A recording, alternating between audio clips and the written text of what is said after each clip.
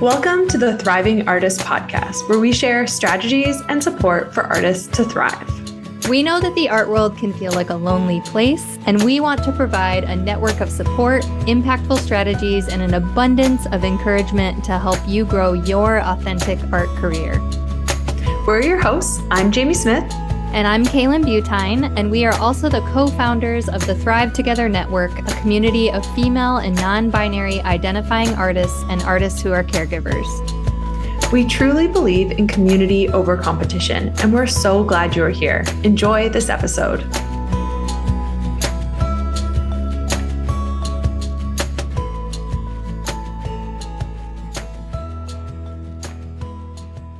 Welcome to the Thriving Artist Podcast. I am your host, Jamie Smith, and I'm feeling excited and a little nervous about wrapping up 2023 and moving into a brand new year, a mix of feelings. And I'm Kaylan Butine, your other host, and this time of year definitely always feels crazy, but very meaningful. It's just a mixed bag, basically. I really want to make the most of this time, though, and not feel too crazy. So we have been talking a lot about planning for the year ahead and about getting ourselves set up for the new year on the podcast and in our community. But today we wanted to address the fact that not everyone feels excited about the new year. Sometimes this time of year is really hard for people. Maybe you've had a tough year and you haven't processed it or healed from it. Maybe you are just in a big season of doubt or confusion as an artist. There's a lot of reasons that we could be affected and just not interested in joining in all this hype that many of us are sharing in the end of the year wrap up, the goal setting, the big planning. This might be triggering and a little hard for you, and we just want to acknowledge that today. Yes. And it's, we're here. We want to meet you where you're at because we know that being an artist is not fun all the time. And sometimes it can feel like a burden.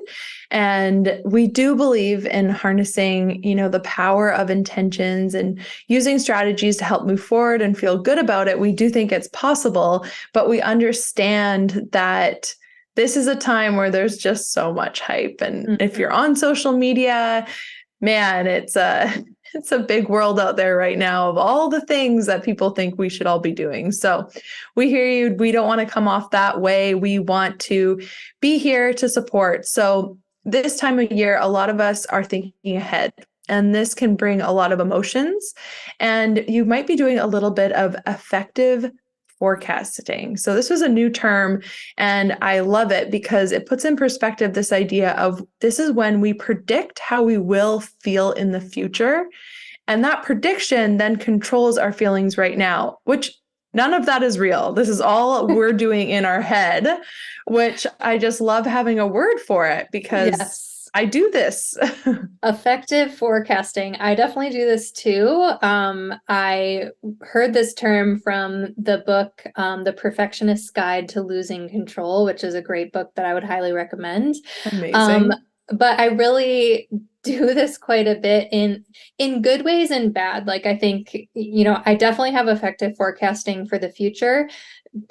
Particularly what comes to mind first is like, I love to plan. And I love to think about trips and vacations in the new year. And so a lot of what we're doing right now, a lot of that hype is effective forecasting because we're just actually feeling joy and pleasure in the moment, even though what we're doing is thinking about a trip or our new year. We're feeling that joy and that pleasure in the anticipation because we anticipate that we're going to do all these big things next year. We're going to be happy on our trip or whatever it is, right? And it's so easy to bring that with stress and anxiety as well. Yes. Those happy things are great, but then there's also things like if you're having a difficult time with a friend and you've set up a coffee date in the future, maybe a week from now, and you just are anticipating how it's going to feel and it might go negatively, you're worrying. And you might be worrying for weeks before and you're actually there and you know how it's going to feel. And it's unfortunate as humans that we carry this worry before anything's even happened yet. And typically when something does happen, we're able to cope and we do a great job. It's actually all this stress before. So right. Right. This idea of effective forecasting or the anticipatory joy or that anticipatory anxiety. These are really big things. And I think they especially affect artists. We have a lot on our minds about building our careers, building our dreams, building the work that we want to make.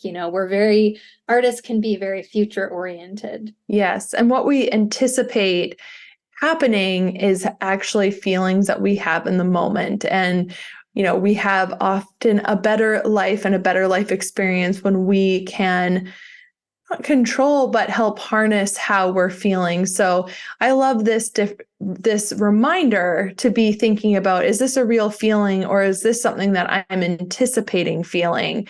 And just to think through that. Absolutely.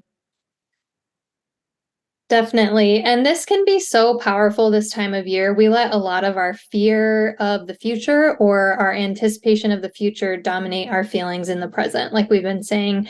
And this, I believe, is really why leaning on some planning and community support can actually be what gets us through. It can be what is powerful, whether you're someone who projects anticipation for the future or projects that anxiety, whether you kind of tend to lean towards worry and stress versus, those good feelings that you might anticipate. I think leaning on each other, leaning on community, leaning on resources that can help you have some structure and routine can keep you more oriented to the present. And that can be really powerful as you're in this kind of tricky time of year. So we have a few simple suggestions for bringing some of that positive anticipation into your life this time of year, whether you're actually feeling excited right now or not.